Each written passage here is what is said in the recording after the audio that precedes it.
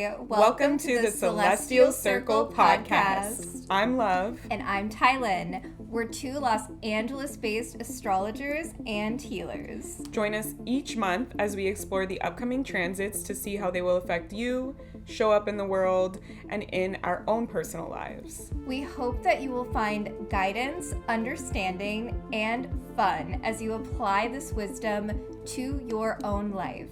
And if you'd like us to give you personalized insight, please submit any questions you have on upcoming or current transits to thecelestialcirclepodcast@gmail.com, or you can DM us on Instagram at thecelestialcirclepodcast. The circle is now open. Thanks for listening.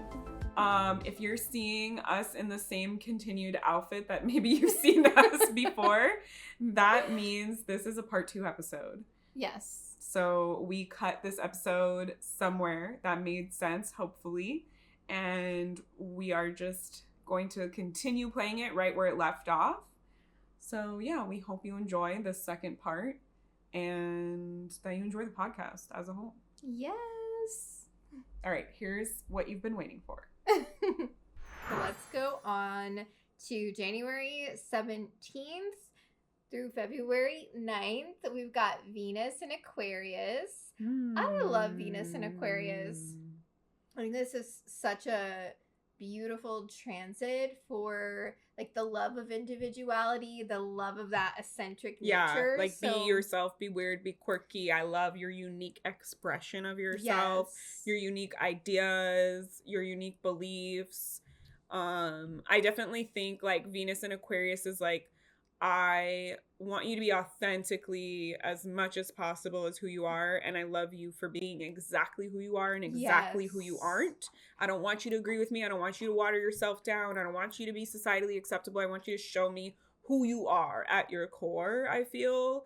I feel like the Venus in Aquarius is like appreciating the perspectives that aren't like normal. Like, this is a unique perspective that we have. I want to see inside your brain. Like, I want to know like your thoughts. I want to know your beliefs on these things. I want to see like your creative ideas and your philosophies and like let's talk about those types of things. I want to see how you're showing up for your community. I want someone who's like involved in the collective or like involved in humanity. So we're going to have that love of like collectively when Venus is transiting, it's like we're going to experience that. Like what is Venus rules over like our values, giving and receiving, our like physical assets, our relationships, beauty, like what we're like aesthetically attracted to, in a human, in a sexual partner, but also just like in your home and in your clothes and things. So you might be feeling very like trendy or like pushing the envelope in your expression during this time, trying something weird or new or quirky for yourself that's like a little more out of the box that maybe you have been like hiding or afraid to share. You might be like, hot take, but I gotta say this, and then like insert here, type of thing. Maybe some arguments with family members over values or relationships over values. Yep.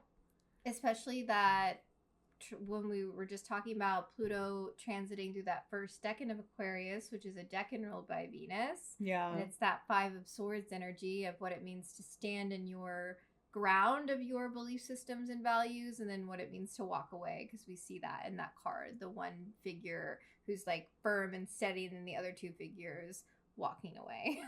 So it is really a time of like the love of your people, your community, the vision that you have with the people around you, the love of freedom, the love of spaciousness, the love of innovation. Like that is really Venus in Aquarius vibes. Yeah, so you might want to like up level your routine or like how you're doing something in your life, like using technology to help you achieve your goals or something like that. Yeah, I was feeling into this period being maybe some breakthroughs in like the AI artistry, disclosure around the AI artistry, because AI, it cannot replace like the human spirit and the human drive for artistry. So that's like humanity's greatest gift is our creativity, our ability to create things, and our adaptability. Like we can't just, well, AI can adapt. Like this is our greatest gift. Like people can, no species on Earth can like replicate this. Yes. You know, and like I don't know why they keep trying to make AI do that. Don't make AI be human. Make AI be technology. Let it know its role. Let it help humans. It's not trying to replace humans. Yes. Like, let it be a thought partner, not the frequency that is creating the art. So I feel like this transit is perhaps going to bring something up to the surface. And I also love what you were sharing around that, like, authentic, eccentric beauty. I'm wondering what the setting tone of the fashion and the aesthetics. The Pantone color for 2026. Have you seen that? No. It's white. It's motherfucking white. Everyone was like, what kind of white nationalism bullshit is this? Like, I swear to God, I'll show it to you. They released it and everyone was like, I reject this. So is there a color every year? See, there's a Pantone really color every year for fashion. Person. Yeah.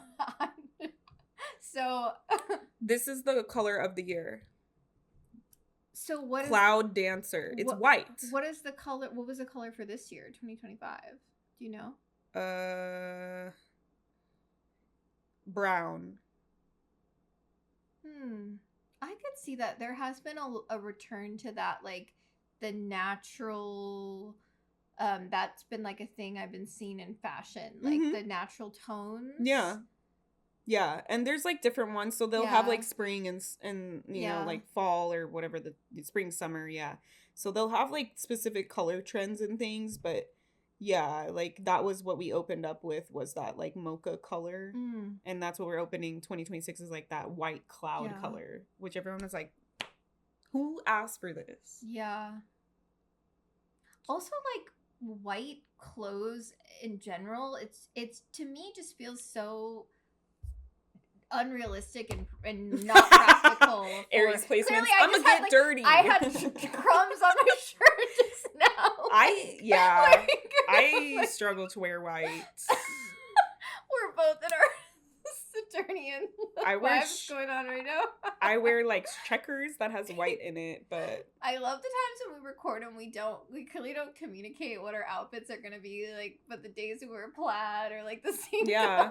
Well, technically I have like blue. It's my Ravenclaw sweater, so our Ravenclaw vibes, the blue and the black. Yeah, that's what I said. Like it's blue. It's like a gray wool. Similar. So, it's rainy.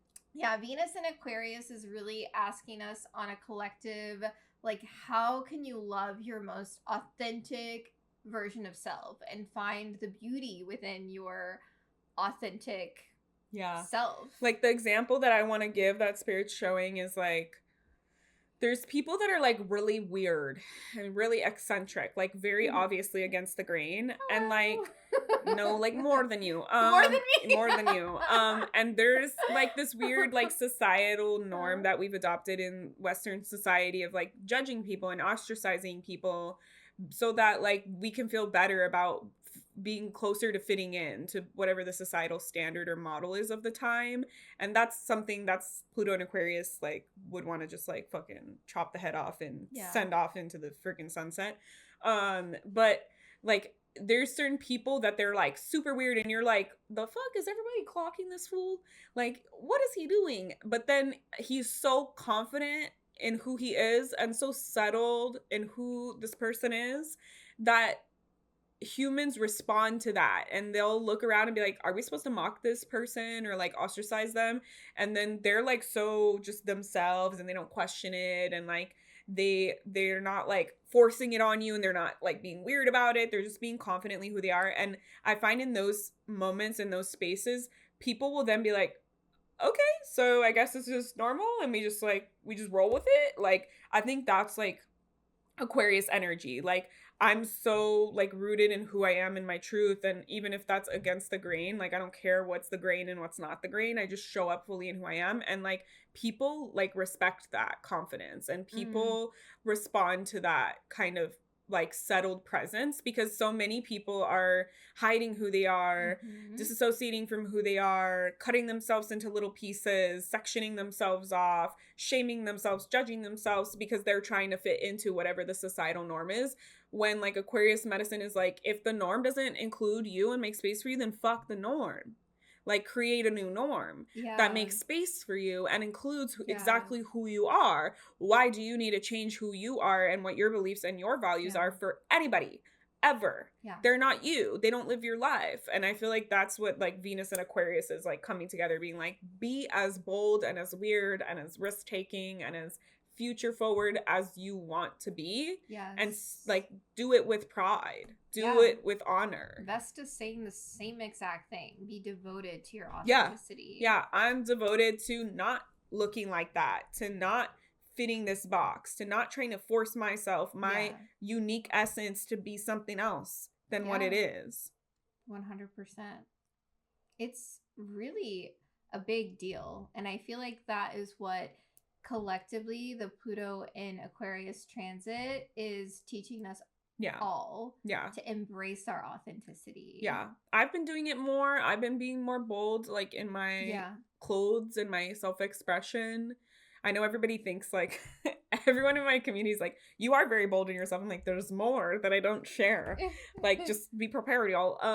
But like, I've been going to acupuncture for my wrist and my foot injury. And like, I'll show up in like my checkered pants, or have these like orange and black, like swirly checkered pants. And like, I just have like different, like bold things. And the ladies at the acupuncture are always like, oh, let's see what love is wearing today. Like, they're like, oh, I like your pants. Or like, I have my fuzzy shoes, like, oh, I like your shoes. Like, and then now it's become a thing where when I go, I'm like dressing up extra, and they're like, did you do this for us? I'm like, yeah. But yeah, it's like, you think it's scary, but then on the other side, now that I'm doing it, it's like people are like, oh, this is like, today they were like, I love your butterfly clips. Like, so it's just like, when you break the mold and when you're yourself, people enjoy seeing, because humanity's greatest gift is creativity and creation. People enjoy on a instinctual level seeing all the facets of creation and creativity that exist. Every human has their own unique creative gift, their own unique creative flavor and expression. And that's like cool. Like, I feel like if other people didn't do that and I didn't stumble upon their stuff, then it wouldn't have been like, oh, I could do that. Oh, that's a thing that exists. Like, oh, like these septum jewelries that I bought, like, I didn't know that they existed until I found the company that made them, you know? It's like, everyone has to create like their unique thing. Yes. It's, be your most authentic, vibrant self. And that leads us to our Capricorn new moon, January 18th. Hinted at earlier. January 18th, happening at 27 degrees of Capricorn, which is a decan ruled by the sun. Super Capricorn. Yep, relates to the Four of Pentacles. Super powerful, right? Because the new moon is when the sun and the moon come together. And so, the sun being there in its own decan is definitely super powerful. Yeah. Yes. That's awesome. Yeah. I really love this new moon because it's opening the portal for eclipse season. So we're going to talk about the eclipses. Not the March eclipses. That's how I feel, is like the new moon in it. The new moon that opens the portal. So it could be the full moon, still not the eclipse, but that first new moon to me is like, all right, we're opening the doorway for the eclipse season to come in, but we're going to talk about that later. But yeah, this new moon, because of the Capricorn themes that we've been talking about, it's bringing up themes of setting intentions around your legacy, like what you are responsible for, the structure of your life, the long-term goals and commitments that you have, and planting intentions that are going to unfold throughout the years. Like, again, this is like long-term. Because eclipses are like 18 months. Visionary planning. Yeah. Exactly. It's not like you're setting intentions for a goal that you want to accomplish in a month. Like, this is like big picture for the vision year. Thinking, right? So, it's really asking us, like, what timeline are you willing to commit to? Like, what timeline do you want to see yourself on? And what are the steps that you are going to take? What are the steps that you are going to take that are going to align yourself with that timeline, with the structure of this new existence for you. So it's practical new moon.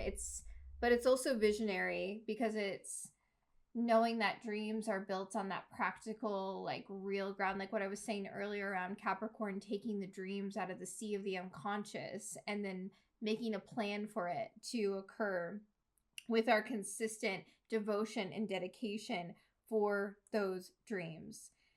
So the other piece of this lunation, it is occurring in a conjunction with Mercury, so that's also present. We also have Mars in Capricorn still transiting, which is a beautiful thing because Mars again is exalted in the sign of Capricorn. The ruler of this lunation, Saturn, will be conjunct Neptune in Pisces. So again, it's that last little bit. So this is a beautiful time again to think about that, the long-term dreams and the visions, because Saturn and Neptune together are saying like, okay, like this is the bigger dream. And then Saturn is like, how can we bring it forward into a tangible reality for you? Are you Venus, sure it's at 27 degrees? What time is it at? So in LA, it's happening at 11:54 a.m. Oh, a.m. Okay, I'm like way beyond that. Okay. Oh, okay. Are you sure? Mm-hmm. January 17, 2026. I use this app January 18th. Oh, 18. Okay, because I was like, it seems like it's on the 18th. I use this app called The Moon, so it gives me you're fine. The exact timing for here in LA. Yeah. 27. Well, because the sun is at 28 degrees. That's why I was like, what? It's at 28 degrees, not 27 degrees.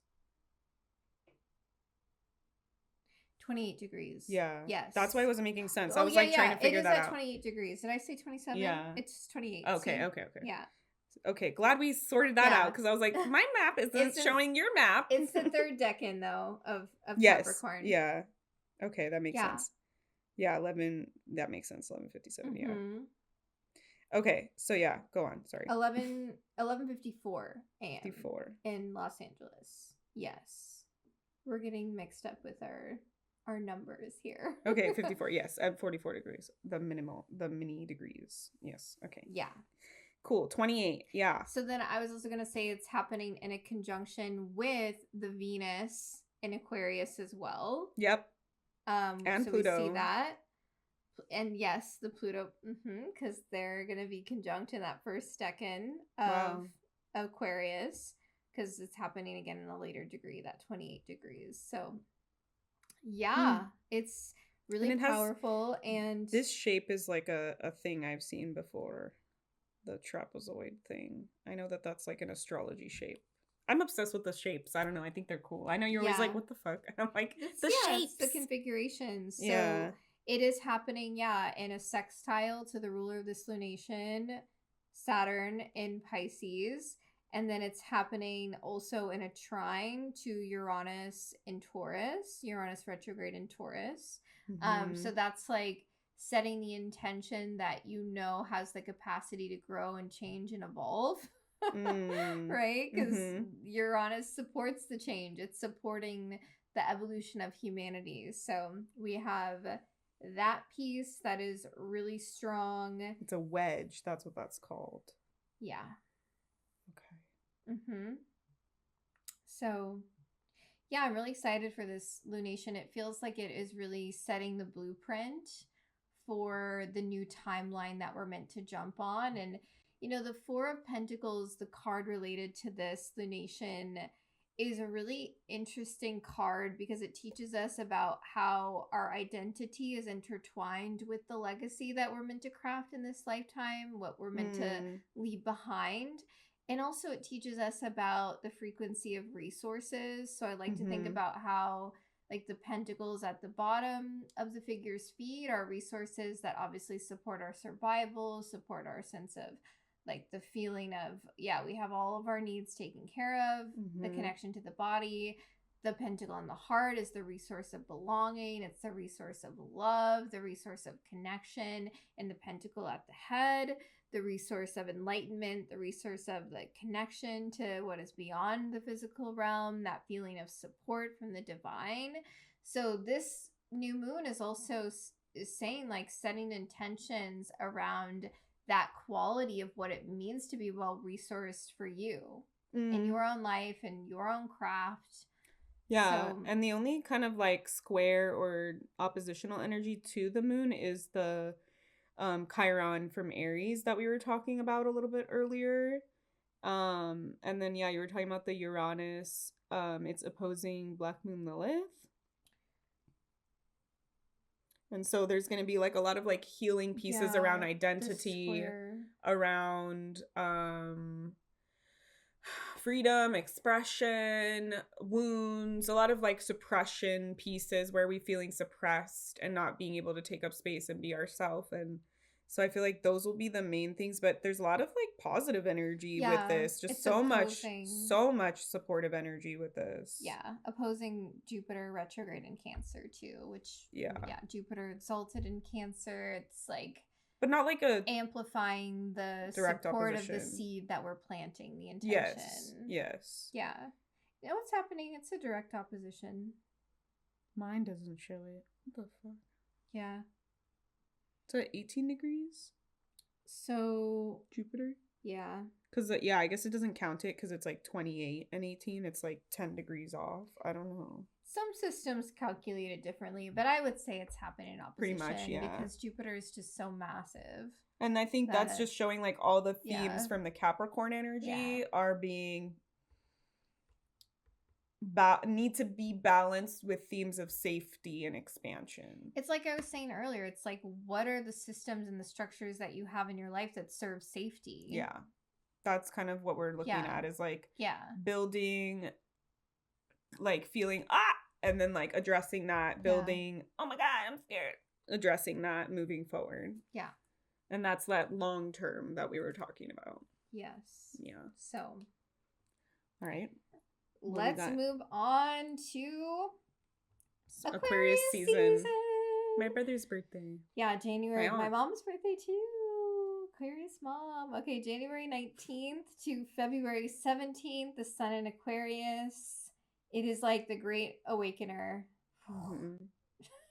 Just shining its light, because we have to think about the sun being at home domicile in the sign of Leo, where it's like the performer. The sun is like, yes, at home there. And then it's opposite Aquarius. The sun is considered to be in detriment because it's taking that egoic consciousness and pouring it into humanitarian values, pouring it into the collective vision. Like that is why it's the great awakener here. So, it's like shifting the themes into like the feeling of the freedom, the rebellion, the innovation. It is kind of like an electric, buzzy feeling, but we're already feeling that with all of the energy that we're seeing already in Aquarius. Yeah, it's like, okay, sure. Yeah. I already have like 3-4 things in Aquarius. Exactly. Yeah. So it's only like highlighting those themes, because remember what I said at the beginning of this, that this month, the whole theme of it, just if we break it down, it's this collective re-envisioning for the future that we are building together. Yeah. So, Aquarius season. And then on January 20th, this is an aspect that I wanted to highlight. Saturn at 27 degrees of Pisces is in a sextile to Uranus at 27 degrees of Taurus. So the sextile is a very supportive, helpful conversation that is happening. So it's the frequency of like stability, Saturn, meaning innovation, Uranus. And change. Yes. So change and stability. Creating like ethical innovation, sustainable change, grounded process, like spiritual restructuring, and new systems that are blending that Saturn and Pisces mysticism, spirituality with Uranus and Taurus, the practical. So Yeah, I mean, I'm hoping that this sextile, it illuminates some kind of technology advancement that benefits society and like that supports the earth, because Uranus moving through Taurus has brought a lot of changes to the earth, right? That's, and also to our money systems and values and all that. But how can we create something that is more sustainable, that actually benefits the earth consciousness? Because this is our home, like this is where we live like as humans. I don't know any other planet that would sustain our human life, so here we are, right? So yeah, it's asking us to look at the areas of Pisces and Taurus and asking yourself, like, what wants to be innovated in a way that is grounded and practical. In themes of more like Taurian things. So and like Pisces. Yeah. Well, we were talking about the Saturn in Pisces, so they already know that part. Yeah. But like Uranus, Taurus, you covered that a little bit from the lunation. I don't know. I just keep thinking about food, because I know like Taurus, Taurus is like really centered on like nourishing the body and making sure the body is comfortable and has all of its needs met. Yeah. It rules over that like second house of like the values and the assets and the money and things like that. I don't know, maybe there is some technological advancement in food or food systems, or like I know there's been like they basically like gutted the CDC, the Center for Disease Control. And so like a lot of like that would be the center that would say like recall on this food because there's salmonella or things like that. So I wonder if there'll be like something around that, like a regulation or a return to that, or like something like that. Maybe something with like the SNAP benefits. I don't know, I'm trying to think, like I just keep seeing like foods, how we're nourishing the self. I don't know, maybe they'll be like, we 3D printed this food or something. I don't know. Yeah, we'll see. I mean, also like Saturn is the form, it is the practicality, is a structure, and then Uranus and Taurus is like that is creating like shifts and changes, and so I'm also wondering, like, is there going to be something supportive, that because the sextile is a supportive aspect, that like creates some kind of change for the planet or the world in some way that is, again, grounded and sustainable. And maybe it is that, like what you're talking about, the food systems. Something with that. Yes.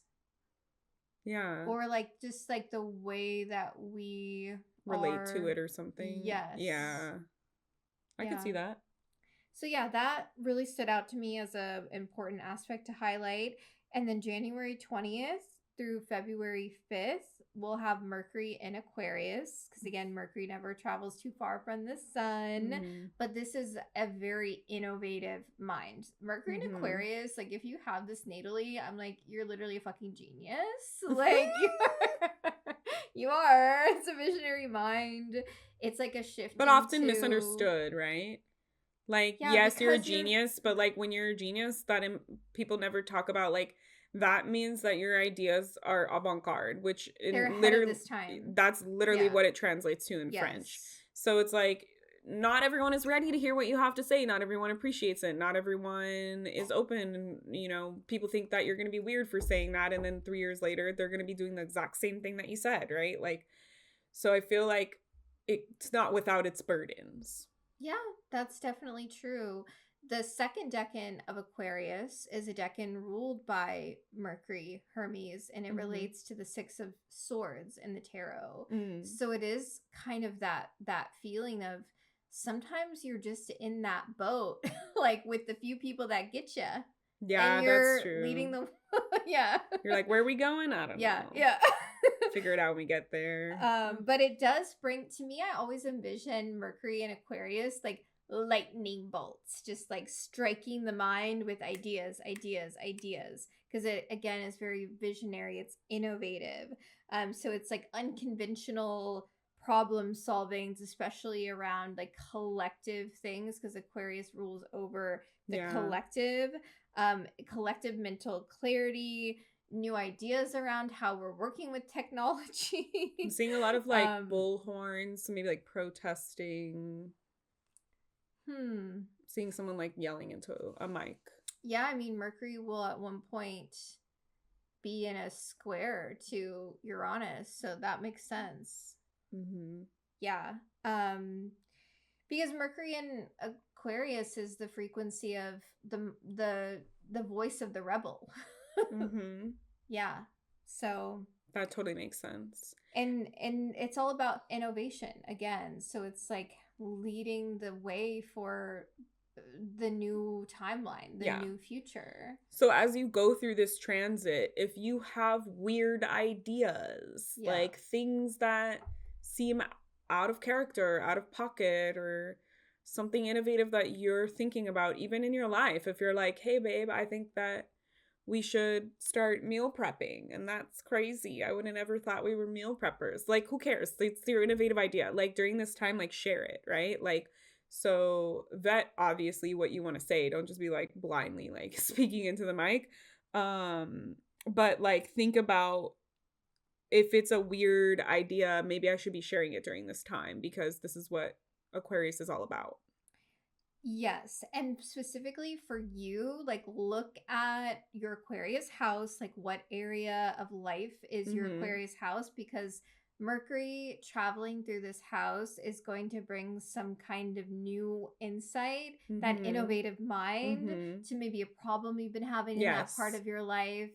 It's, again, unconventional problem solving. Yeah. So that's like, oh, I just tried this because randomly the thought came in my head and it just works. So like now I just do that. It's like, great, love that, you know, like do it more. Yes. I think like for me, the most impactful types of like healing are the ones that are like unique to your intuition, and they just come through and you just listen to them, because it's like all from you, by you, for you, and it's unique to you, and it's not like trying to like do whatever the book told you to do that somebody else did that worked for them. It's like something that's solely yours in a sense. So yeah, definitely, like I have Aquarius 3rd house, so my mind is Aquarian. And my communication and stuff, so I might have like new ideas to bring to the table for myself, a new aha moment in mindset, something controversial to say about the world, who knows, right? Like if you have like Aquarius like 10th house, that's your career, your legacy, your public image, you might have something that you want to share with your community. Maybe you have like a new innovative idea for what you see creating in your life. Maybe you're feeling like you have some cool idea for work or something, right? Like you bring something to the table. Maybe I'm trying to think like examples for other houses. Let's see, like if you have 6th house Aquarius, that's like your routines, your health and wellness, your day-to-day. So might be shifting our routines and how we care for ourselves, how we're speaking to ourselves, how we're thinking about things. Yeah. And you're Virgo rising, so if you have that Aquarius in your 6th house, journal it up. To journal it up. Yeah. Regardless. Like maybe you, I don't know, like that seems pretty on brand. Yeah. Giving Aquarius 2nd house. Then you'll probably be like shifting your values and morals. Maybe you're like, I just need to say it. Like I don't give a fuck about this, or like I care about this. Or maybe like you want to use your money differently. You maybe want to like donate it or put it towards something that feels good. Maybe like what you're valuing kind of like changes during that time, and you're just communicating about it. Yes. And another Aquarius aspect or transit that we're going to have. You get an Aquarius. All like the Aquarius. Mars. We have January 23rd until March 1st. Mars moving through Aquarius. So A rebel warrior. We laid all the plans in the Capricorn energy that we're moving through, especially with Mars and Capricorn, and now we're going to battle with those plans. We're doing it. We're saying, okay, I said I was going to do this and this and this, so now let me take action. Let me fight for it. 100%.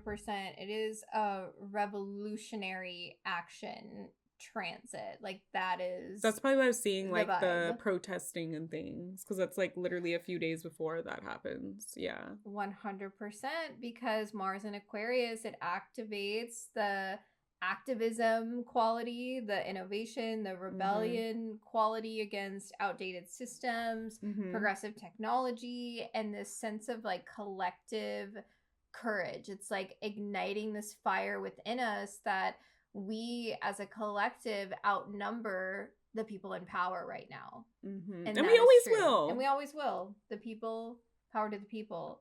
So it historically, Mars in Aquarius, this transit can ignite civil rights advancements, space exploration, and then technology breakthroughs, because Mars is like, take action, let's go. So it's kind of giving the vibe of like, if we are organized in that collective system with a collective vision together, we can utilize that to take action that creates change. Like, this is really big. Yeah. So, especially with all the other energy in Aquarius, we're going to feel like true Aquarians during this time. Yeah, but stay in your body. Don't get into the lower density of the extreme side of detachment, because that can also come up with Aquarius. Yeah, like, fuck it, it sucks. I'm just gonna like dip out. I'm not gonna be part of this. No, stay in your body. Yeah. You have your protect your ankles during that transit. The Mars one. Yeah. All right. Now we're going to move into January 24th all the way until April 25th. We have Athena moving through Pisces. Athena in my first house. Hello. This is intuitive strategy, because Athena, she's a multifaceted goddess, right? So she's the goddess of war, wisdom, artistry, perception. She is the goddess of weaving. So in the sign of Pisces, it's like she is the strategist that is connected to the mystical planes. She is intuitive, and she brings that wisdom wherever she goes as she's transiting throughout the zodiacal wheel. And in Pisces, she brings her strategy through intuition, dreams, symbolism, the creative unconscious. It's a spiritual strategy, which feels really in alignment, since this is happening at that last wave of Saturn being in Pisces before Saturn moves into Aries. So, and I also think with the Aquarius energy, it bodes really well, right? Yeah. Because it's like, because she's been I have things Aquarius. I want to say, like things I want to do, like plans that I, wrote down and set in motion, and like this, like you said, Saturn and Pisces, like boundaries or all these different things, and like now I can apply intuitive strategy towards them. Yes. And she has been transiting through Aquarius. She had a really long transit through Aquarius, which is her sign of domicile in a sense. So I feel like she kind of left her wisdom in that sign for now, like what we're seeing with all of the planets being in Aquarius during this time. Yeah, I think it's kind of symbolic that it's like all the Aquarius like transits happen, and then the day after those complete, like she's moving sign. She's like, right, okay, bye. I left my wisdom and strategy here for you. Now I've got to move on to implement this strategy within the collective spiritual psyche. Yeah. So I also think too, because Pisces is the sign of the artist, like we might be processing and like employing the strategy through our creative processes, through art, right? Like, because art is important during these times, because it allows us to alchemize, to understand what's going on and what we feel, and it allows us to disseminate like ideas. And so we might be like wanting to create something around that.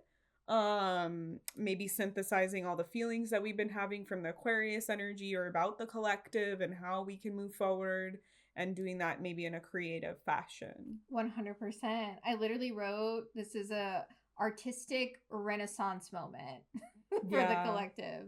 So Cute. Yeah. And, she is so artistic. Athena is so creative. Yeah, she has like that woven snake like fucking coat she brought thing. weaving to the planet. Like that's what she's known for in that part of her artistry. So yeah, I feel like this Pisces energy, it's like we're going to have the dreams and our intuition speak to us around what it is that we're here to create, the artistry that is meant for us. And Athena's just supporting the strategy and implementing that and bringing those things to life. Meditating during this time, or journeying with intention. Yeah. Doing dream work. Like that's all going to be really impactful for help bringing those visions like into your consciousness. 100%. Athena is beautiful energy to work with for visualization in general. She rules over hypnosis and the realms of regeneration in general. So when you operate from those spaces of like taking the time to go inward and to travel with your visualization, what that is doing is regenerating every single cell in your body, because it's bringing you closer to the visions that you're here to birth in this lifetime. So I'm excited for this transit personally as a Pisces rising. And I know right now I'm having my Athena return.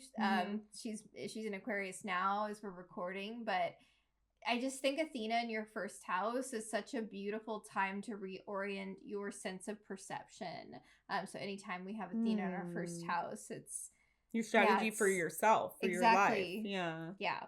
So I love that. All right. Are we ready for the new era? Dun, dun, dun. Are we ready for this new era? Okay. Oh, Lord. January 26th. All the way until May of 2038. 12 years.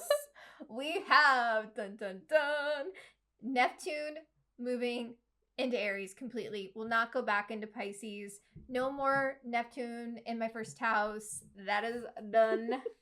Yeah, I was telling people when I was writing my Substack that the Neptune in Pisces energy is like that Renaissance painting with the lady like on the fainting couch. And she's just like hanging off it. I feel like that's very Neptune in Pisces. Like, I want to sit around and dream all day and like just be in pretty things. Yes. And lost in time. It's fantasy. Yes. Yeah. Like I can just faint on the couch for a couple hours. That's my day. Like, so I feel like we've collectively been in this for like a minute. And it's like, it's nice to dream. Yeah. But like, don't let your dreams be dreams, like to quote Shia LaBeouf.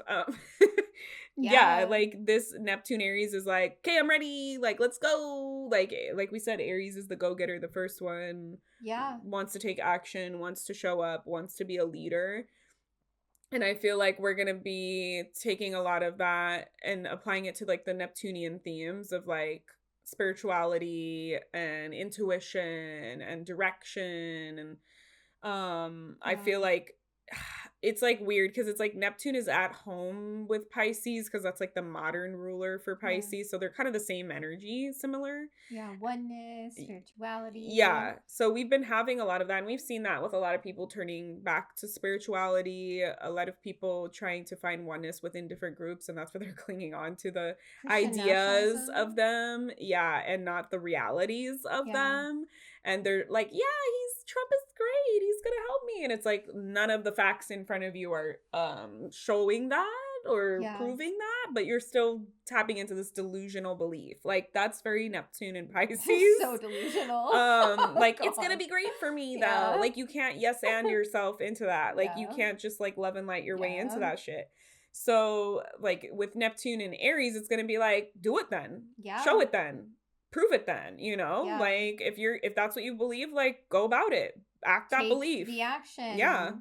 So I think a lot of people are going to be in for like a rude awakening, maybe when we swap in from Neptune to Aries. And I think a lot of people are going to be like, finally, like I feel like I have this energy behind me, pushing me forward and not like being I don't have the energy for it, like, I just want to create something. It's like, now do it. The spark is going to be lit. Yes. But also Aries medicine teaches us how to honor our energy because it is cardinal fire, and both of us totally get this, Aries sun, Aries moon here, where it's like a lighter. The flame is there, and then we have all the energy to go forth, and then there are moments when the flame is not there. and so I feel like Neptune moving through Aries is also going to bring up like themes around like spiritual burnout of like I am just so tired of these narratives being forced down my throat and people taking accountability of like their own spiritual identity. It's like spiritual sovereignty. Yeah.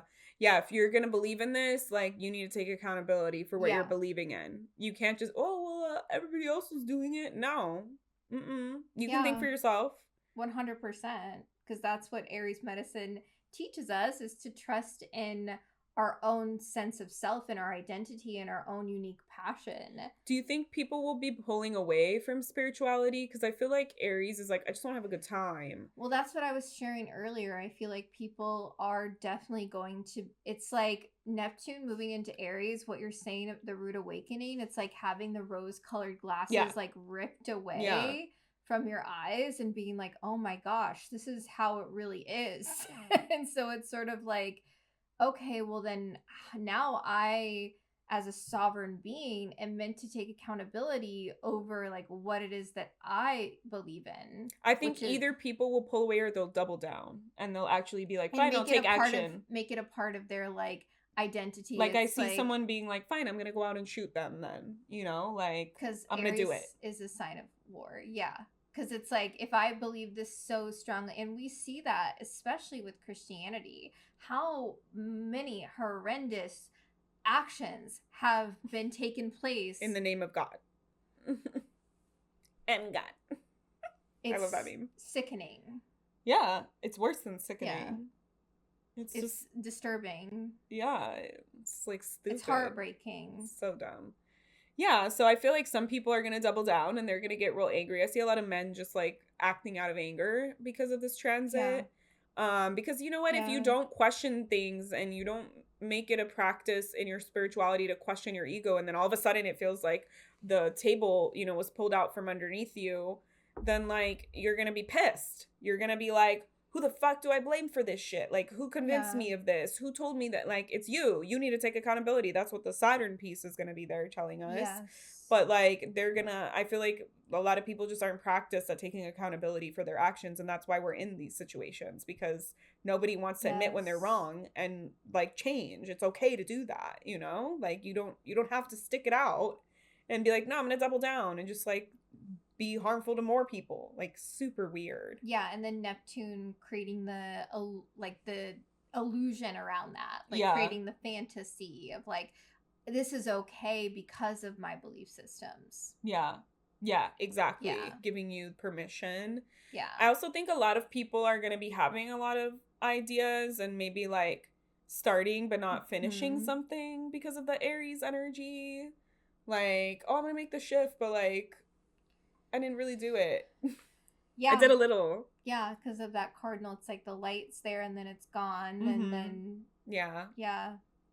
Yeah, it's funny you were talking about Aquarius being like the rebel warrior. I'm like, I see Aries as the warrior, but it's maybe not the rebel warrior. Well, no, Mars in Aquarius is the rebel warrior specifically. Oh, okay.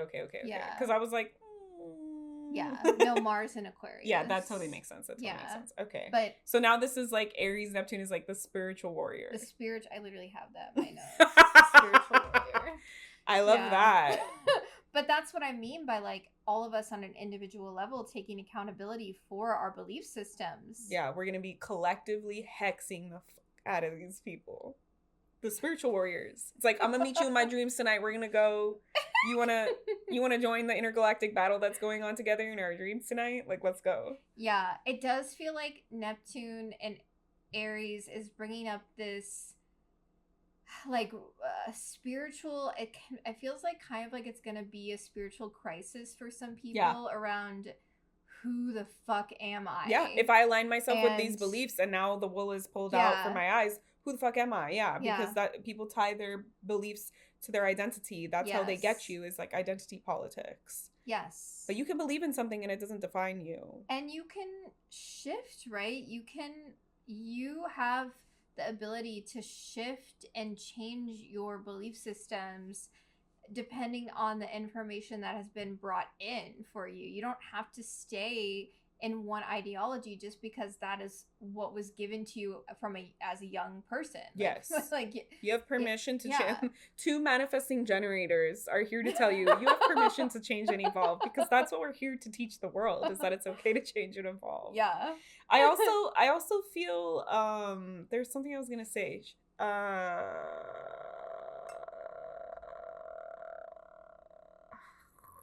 I'm annoyed now. Whatever. Maybe it'll come back to me. Oh, I was seeing damn, I lost it again. I hate it here. That's the Neptune piece. It's I hate it here. Floats in, I hate and it then here. it floats out, and then it'll float back in. Hopefully it floats back in. I don't know, man. I also feel like Neptune in Aries is going to be bringing it's either going to be crashing down the illusions that we have around leadership, because Aries is leadership, or it's going to be putting up more illusions around leadership. Because it's like, people will believe anything if it fits their narrative of their identity. Yes. Even though the truth is right in front of you. Yes. That's why belief and idea is like the most powerful thing. Yeah. So I feel like there's going to be something around what it means to be in spiritual integrity when it comes to true leadership. So hopefully we see that at the end of this transit, of people operating from a space of true leadership. But then it's also, I mean, we look at history and we look at like what has been done in the name of God or the name of the Lord from, I have the spiritual conviction to take this land. Yeah, that's very Neptune Aries energy. Like, God told me, so I'm going to go do it. Oh, yeah. That's what I mean about like either the illusions crashing down or the illusions just amplifying and anchoring into the identity, the sense of self. Especially with Uranus and Gemini, I feel like it's going to be like, me, listen to me, I have the right thing to say, blah, blah, blah. Yeah. So that's why it's going to be really important to use your discernment. We've been saying that a lot on this podcast, and if you are sitting, it's like a humanity issue at this point. That's why. If you're sitting in this circle with us, you are someone I know who is willing to do that. So yes, thank you for being here. Yeah, and for being that light for other people, welcoming them into the discernment as well, because we need more of this, like spiritual leaders from operating from a place of integrity, and not spiritual leaders that like need 100 million followers. Yeah. We need real, grounded, rooted community members that can guide us and can provide like your group of kids in your elementary school, like your family members, your friends. Like, you don't need 1 million people to influence. You need to create sustainable change in your community, like where you are rooted, where you are planted right now in your life. Yes. And that's going to reflect a much more meaningful and robust spirituality than like one person in New York influencing millions of people around the world. Like, their life is different. Yeah. Their like government is different. Like, what they're facing in their immediate surroundings and community is different. Like, they're not going to be technically, I mean, like, I know we have like a global village now, but it's like they're less likely to be part of the same culture as you know? And I think like that's will also be nice to see, like, I don't know, with the Aries energy, it's like I take action, but if it's more immediate in your community, you'll be able to see that action, like rooted and changing, and you'll be like, oh, it's working. Instead of like, I'm saying this to someone online and they just like it, you know? It's like, I don't know if how much that impacted them or if they fully understood my message. Yeah. Well, it's action also that like, that permeates, right? Because that's the Neptune quality of taking something and then it just disseminates throughout the fields. Because I view Neptune as this like hazy, mystical fog, and so then the action that we're taking, it has the quality of permeating through the fields. Yeah. And I really feel like this transit is inviting everyone into their own spiritual leadership. Like, it is awakening your spiritual warrior. Yeah. I will. So I remembered the thing. It's about the aliens. I'll talk about it after this. But I will say, as a spiritual mentor, like, I have taught a bunch of my clients, a bunch of people come into my orbit asking how to do this kind of work. What's the right way to do this? How do you do that? spirituality, because we're so disconnected to it from traditions and cultures from colonization, it can feel like this black box where it's like, I don't know, there's so much going on, there's so many different ways to do it. What's the right way, what's the wrong way? So I feel like this transit is really teaching people what I like to teach people is like, you make it what it is to you. Like, if you like vibe with your cultural background, do that. If you don't vibe with your cultural background, don't do it. If it's open and it's not appropriative, you know, use what you're inspired by and allow the inner knowing to kind of come through. Like, I'm not the kind of teacher that's like, do this, do that, do that, do that. I'm the kind of teacher that's like, well, what are you feeling? What do you like? Here are options. Like, let's try this, experiment with this. Does that feel good? Did you like that? Yeah. So that you can learn how to make those decisions for yourself. Yes. And you can give yourself permission and to change, to let go of things, so you're not feeling like you need to get the answers from outside of yourself every single time because you don't know enough or you're not an authority enough. Like, you might not know how to do spells or whatever, but like, you know what's going on in your life. You know what you believe in. You know what you resonate with. You are the authority of you. Yeah. Like, you are the only one that has that permission. So I feel like that Neptune in Aries is going to be like, why are you doing this practice? Who told you? Like, does it resonate with you? Then do it. If not, don't do it.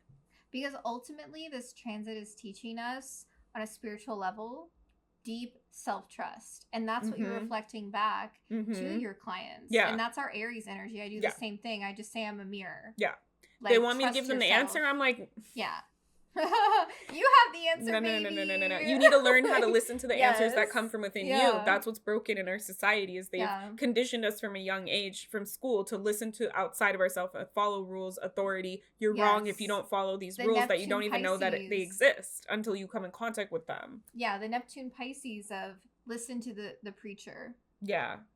They know all the answers. Listen to the spiritual guru. They know all the answers. Yeah, like, it's giving, like, I keep seeing, what's his face, who's the cult leader, the actor, who's also in the band, Jared Leto. He's a cult leader. Look it up. I just keep, I don't know why they keep giving him fucking roles in Disney. Like, he's literally a cult leader. Why are we giving him money?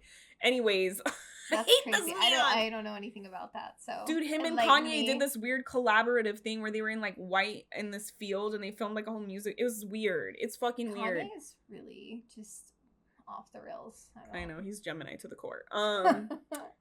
He's a projector. Nice. So I keep seeing like this visual of like you going to like, oh, my family member told me come to like their spiritual thing, like, and it's like some cult, and you're sitting there like, this is a crock of shit. Like, who the fuck, what are you selling me? Like, I don't believe in this shit. Like, I feel like it's like that person that's sitting there that's like, yeah, this is all lies. Like, why are we sitting here pretending like we want to listen to what this person has to say? Like, this doesn't mean anything to me.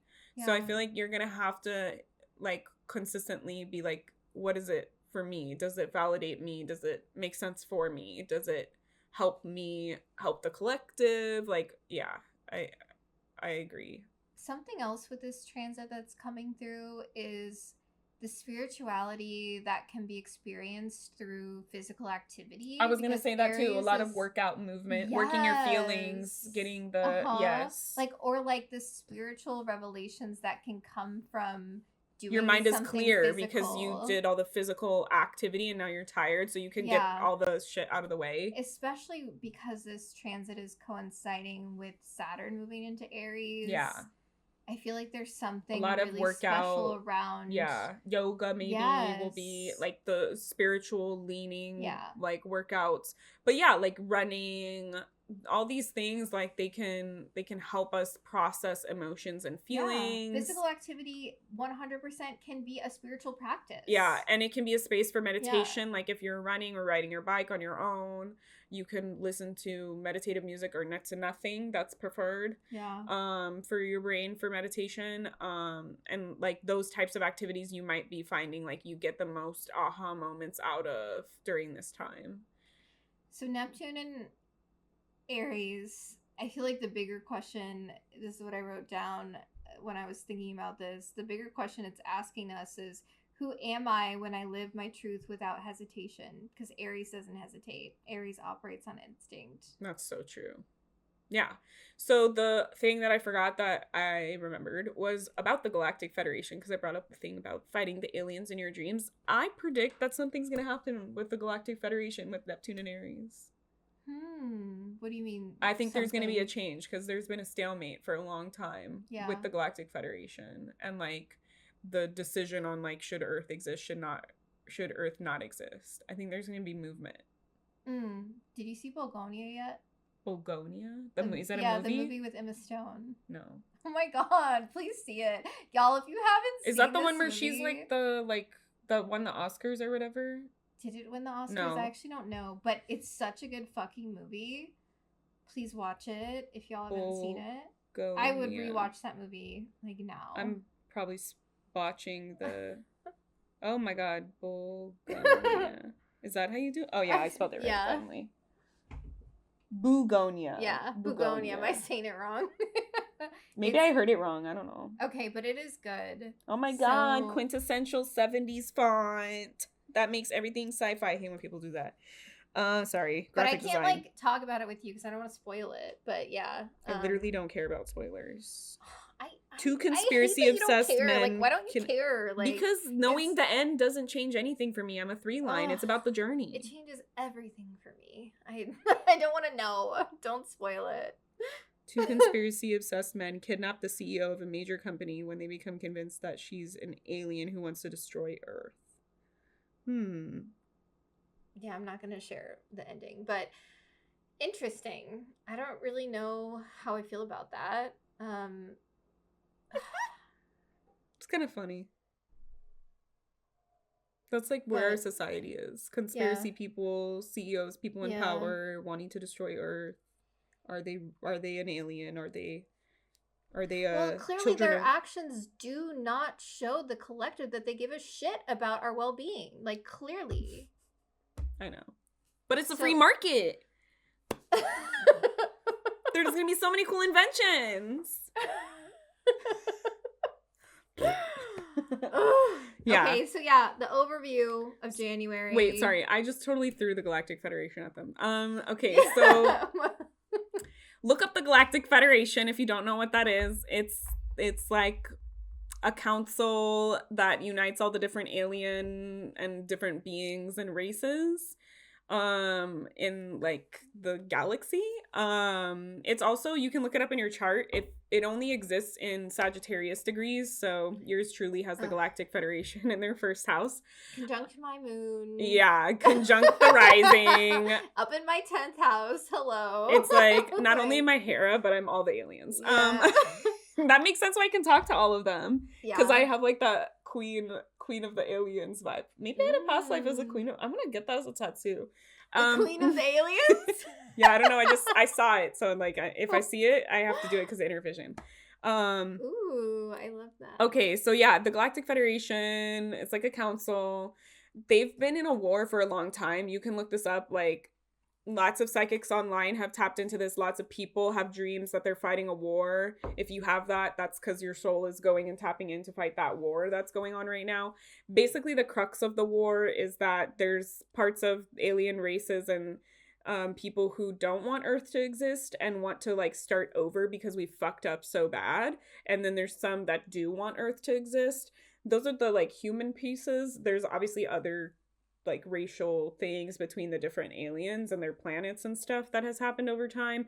But there's been, I feel like, a stalemate type of like, no one is pushing the needle forward really. And so I felt like maybe there would be some forward movement or some action happening during the Neptune and Aries transit. I mean, Neptune and Aries and Saturn and Aries, I just feel like that is going to bring some kind of aggression. Yeah, that's why I felt like it would be like we're getting fed up and we're doing something. So whether that's like physical war, and we're already seeing that right now. We're like on the brink of possibly a World War III. Yeah, right now, exactly where we're at. But then, yeah, I mean, if there are that's the Aquarius energy, the connection to the galactic. Also Pisces is that too, the last two signs of the zodiac. So maybe there is something in the last, also that maybe we'll see something happening in the last little bit of Saturn moving through Pisces. That's like the final straw. I don't know. We'll see. Yeah. Like, yeah, it feels like people are getting a little fed up. I feel like they have definitely been easing the collective into the understanding that we're not alone in the universe through the media since the 80s, really. Yeah. So it's just, for me, like, it's like pushing the narrative of the extraterrestrials that only want to harm us, to me, is very dangerous. And I do understand that is a very potential truth, but I also feel like that's not the only truth. Well, that's why I said there's some that do this and some that do that. Yeah, I just hate that narrative. I don't think it's all of them, no. There's clearly, like, each of the alien races, like, overall, like, are either pro or against. And then there's people, like, it's, like, also, like, similar to us. Like, overall, our government is against immigrants, but there's many people that aren't against immigrants, right? Like, it's like that type of thing. So like the structure in the government doesn't always define the people that exist within it. So you have both. Like, they can be pro and some people can be against. They can be against and some people can be pro, like, within the societies. Yes. I think obviously there's proof that there's enough of us that like do believe in humanity because we're still here. We chose to be here in this wild time. Our souls did. Yeah, I can't wait till someone pulls my Matrix plug for me. Thank you very much, please. No, you still haven't seen that shit. Stay with me. No, we're watching The Matrix right now. She's never seen The Matrix, y'all. I've seen the first one. Okay, you saw the first one? Okay. It's better out of The Matrix. Yeah. You'll learn to love the gruel. Yeah. But stay with me. You're like, for a little longer, please. Please don't leave me. Please. I'm like, all right, y'all. Gotta suffer in this bitch with everybody else. Here we are. Okay, the overview. Here we are. The overview of January. It's a karmic reset. It is a visionary portal, emotional, like, big emotional frequency with that Cancer full moon. It is healing around the identity that we talked about with Chiron direct, and it's a collective future building for the beginning of this completely new era, because we are stepping into a new era. There is no going back. Yeah, it just feels like as Uranus moves into Gemini, that it's like, really, it's like, hold on to your butts. Like, we're going on this. So this will be a great time to get it out with the Cancer full moon, ground down with all the Capricorn, address the Aquarius, like, where you're not feeling like it's like fitting and all these things, and then, like, be done. And then we're going to enter February, which we'll talk about. I literally wrote in my notes, this is a month for the books, baby. Yeah, my brother's a February Aquarius, so we'll see how that happens. And my aunt, too. Yeah. Yeah, and I have a client who's the day after my brother. He's February 7, my brother. And I think my aunt's February 5. My client's February 8. My mom's February 9th. Damn. Like, all in a row. Yeah, February. Okay, so we'll talk about that another episode. We're going to close with a tarot pull. I threw the box at my dog because she was I was gonna show you it's Botticelli tarot, but don't worry, it's a paper thing. I didn't hurt her or nothing. She's just deaf, so I have to communicate with her sometimes through throwing things. I love this deck. It's gorgeous. Yeah, so it's like Spirit was like, girl, I need to update your ass. Oh, let me pull all this forward. I think I got it. I'll bring it over here. Okay. Teamwork. Oh my god. Oh, okay. All right. It's gilded. It has, like, Botticelli. Yeah. Like, if you're an art nerd like me, I love it. You'll love it. Beautiful. Studied art history in college. For no reason. So let's tap in, Spirit. Like, what is a collective message that can support people for the month of January 2026? The on collective re-envisioning. What's happening? The 5 of Pentacles. Reversed. Okay. So interesting, because when the Five of Pentacles comes through reverse, typically this is a sign of moving out of a dark night of a soul period. And it's that... That's like an understatement for 2025. Big understatement. But yeah, this card, it relates to the first decan of Taurus, a decan ruled by Mercury. So it is the quality of like a stubborn mind and like the belief systems that we have mentally, because in the Rider-Waite tarot we see that there are two figures like out in the cold, and they are not seeing the window behind them that could lead them into warmth. So it's like, is there a light at the end of the tunnel? Is like in struggle. Yes. So when it comes through reversed, it's like an ending of that. Yeah. And a reshifting of the mind into values that are in deeper alignment with one's actual truth. Totally on brand for what we talked about for all of January. And you can kind of see that he has like this vagrant kind of clothes. So it's like implied that he's not rich. He's not doing super well. He's kind of just sitting outside in nature. Like he looks like ho-hum. He's like looking down, kind of sad at his life. But the pentacles are like up.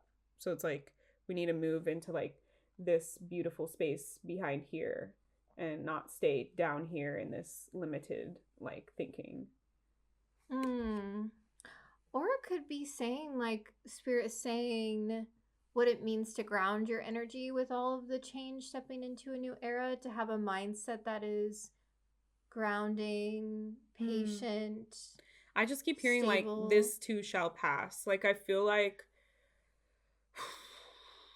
a lot of people really went through it in 2025, and it rocked a lot of people, and they were kind of like, what? Like, why is this happening to me? Why am I going through so much change? It's like all the people who do like astrology and human design and all the things, like, girl, we told you. But it's like, you could have known this. Yeah. Which is why we do this work. But I feel like they're sort of saying like we shouldn't have that mentality like, oh, it sucks that I'm going through it and blah, because this is the best, ripest time to pull from what is and make what should be or what we want.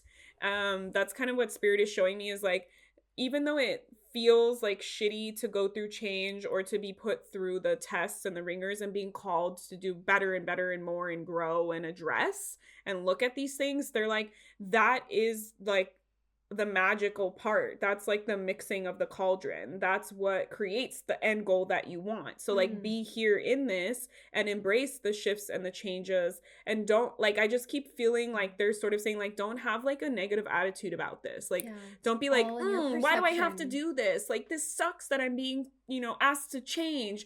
And instead they're like, wow, like I get the opportunity to like change this in a way that feels great for me and aligns with what I want. Like, yeah, it kind of sucks. Like, they keep showing this, like, gray color. So, like, maybe it's not, like, glamorous and fun.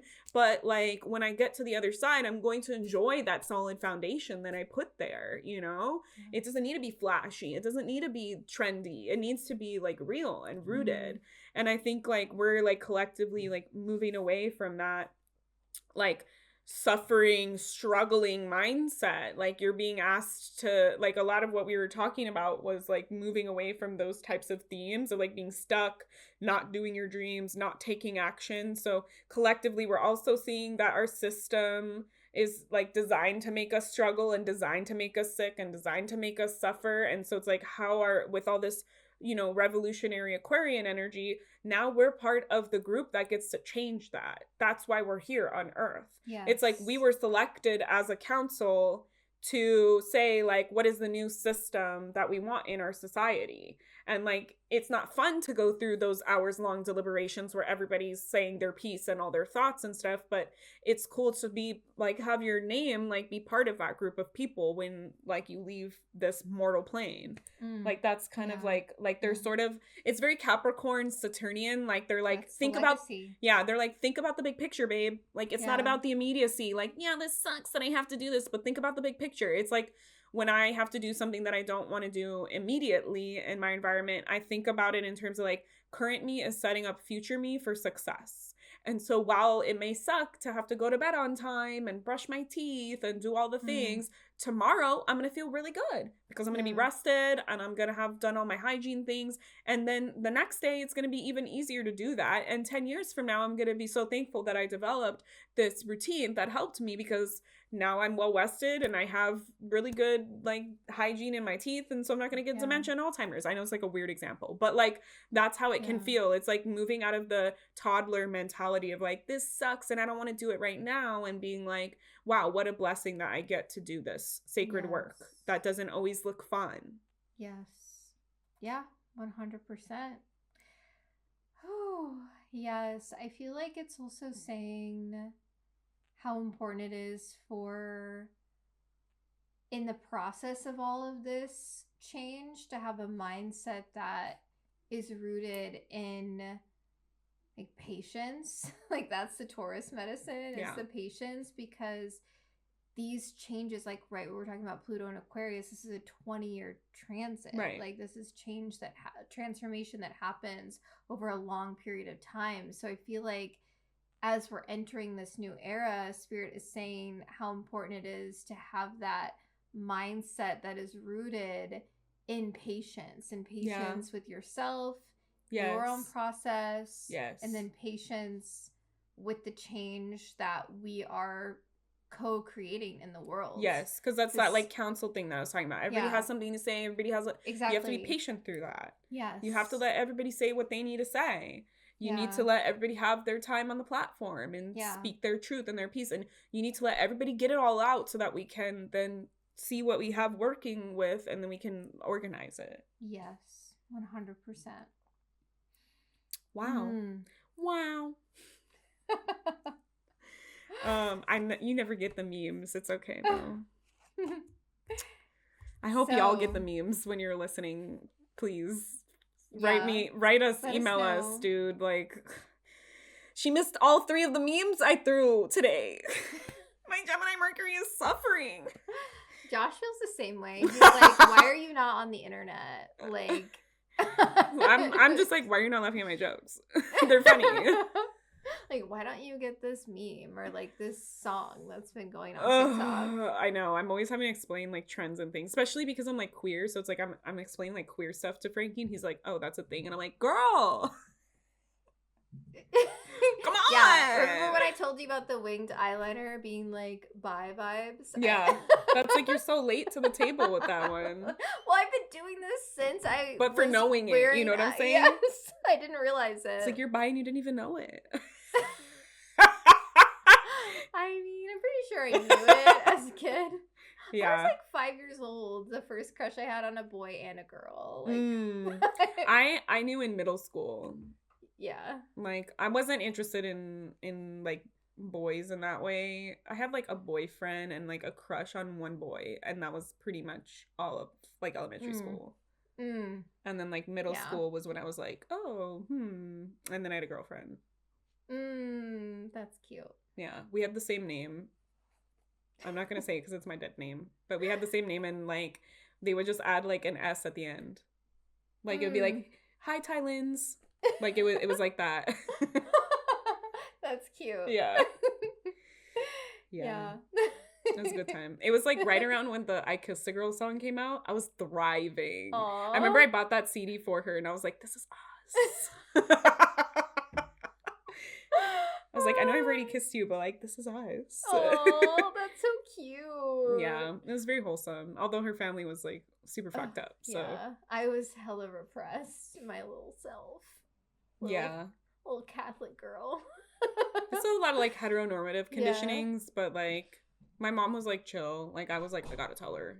She was like, whatever you want to love. And then I was like telling my dad, and he was like, whoever you want to love, I don't give a fuck. My aunt is gay, so like his whole family, like, they're cool. Yeah. So yeah. I'm sorry. You get to be gay now on the podcast. Wear your eyeliner, babe. Let them know. Like you swing both ways. Like the Pluto and Aquarius, though, like that's the transformation on a collective level of like gender norms. Who you are, like be yourself, be authentic. Yeah, like that's why people talk about David Bowie as like the quintessential Aquarius, because I think he's Aquarius rising, and like he was like he would wear fucking like leotards and makeup and like dye his hair and like do magic, like very like women centered things. But he was like, I don't give a shit. And like all the women fucking were obsessed with him. Like it's like, if a man is listening to this, like there are men that are feminine and they are hot. Prince was like, I'm a symbol. I'm not a man. I'm not a woman. I'm going to shake my ass cheeks. I'm going to wear my little beret. Like David Bowie was like, I'm going to wear full face makeup. I'm going to be in drag in this movie and you're going to lust after me. Like you don't need to be masculine in the way that our gender norms are set Styles, up. Youngblood. Very Aquarian, very against the grain, very mixed femininity, all the things like MGK. People. You hate him. Yeah, fuck that man. He's out of that list because he's a nasty pedophile. So yeah, it's like all those people, like it's okay. Like be whoever you are in your unique expression. Like people will be more attracted to that than you trying to be masculine. Yeah, it's the era of authenticity. Yeah. That is 2026. That's what we're stepping into, the era of authenticity, spiritual sovereignty. Yeah. Yeah, so come to our workshop if you want to learn more about that. Submit any questions to our IG, to our Gmail, which we have that listed in the outro, so you can listen to all of that. Leave us a review, follow us, subscribe to us on all the platforms, wherever you listen, wherever you get your social medias. The Celestial Circle Pod, I think is what we landed on. It's the Celestial Circle podcast on IG and YouTube. But TikTok has the Celestial Circle limit, so it's a Celestial Circle Pod. Okay. On TikTok. All right. So if you type in the Celestial Circle Pod, you'll get enough numbers and letters that you'll find us. You'll find us. You'll get it. Just open the internet and say like, "Show me love's face," and then I'll be there. Show me love's. That's how AI works, right? I'm just gonna I'm gonna do that tactic that like feminist women do where it's like you pretend to like that's what stock investing is, right? Where it's like that's what AI is, right? Yeah. Anything else you want to add? I feel like that's complete. We shared a lot here. I hope y'all were taking notes on the dates and where these things are occurring for you, and submit your questions. We want to answer them. Sit in the circle with us. Yes. Share with all your friends. Yeah. We're manifesting generators. We love to respond. So give it to us, baby. Yeah. Give us things to respond to. Damn it. I'm always asking and then it's like crickets and I'm like, what the hell? Don't be scared. We're not scary, right? Maybe we are. It's our Aries people have intensity. always told me that I'm intimidating. I don't know what to tell you about that one. Oh. Yeah, people say that to me too. Yeah. But I'm like, why? We're tiny. We're sweet. Yeah. That's why you have so much vitality in us. We're like chihuahuas. We're loud, but we're tiny. Hey man, chihuahuas are the oldest living dogs because they're tiny. Yeah. Just saying. Yeah, they're feisty dogs. Feisty. That's because they're Latino. Actually, if I ever do get a dog, I want a Xolo dog. They're like the oldest dog. The they're one, hairless. That's the one that my friend has that I watched. That was like crazy. Oh my gosh, they're so cute and smart. Hers was not really cute. He was weird looking. Actually, my ex-friend. Ooh, airing my drama. Yeah, they're really cute. You have to put oil on their skin. Yes, especially with the sun out here. Yeah. Yeah. But yeah, they're the ones that are like the spirit animal ones. Yes. For the underworld. Yeah, because they're the oldest breed of dog that's alive. Yeah. I'm thankful that all the modern breeds of dogs are fluffy. That's how I want to end this note. I'm grateful for the furry dogs. The dogs without fur. It was hard to pet my friend's dog. Like, he had like a tuft of hair on his head and you would just be like, oh. Because like his skin was like leathery. Yes. And like bumpy. Yeah. And he had, I think, less hair than some of the other Xolo dogs. So he was like more naked. Mm-hmm. So, and he liked cuddling, but it was just like petting like a lumpy, like leathery thing. It was like, oh. Like for me, it's like the dopamine. It's like the tactile stimulation for me. That's what the dog is. It's like, I want to pet the fluffy for myself because I love fluffy things. I'm a Cancer.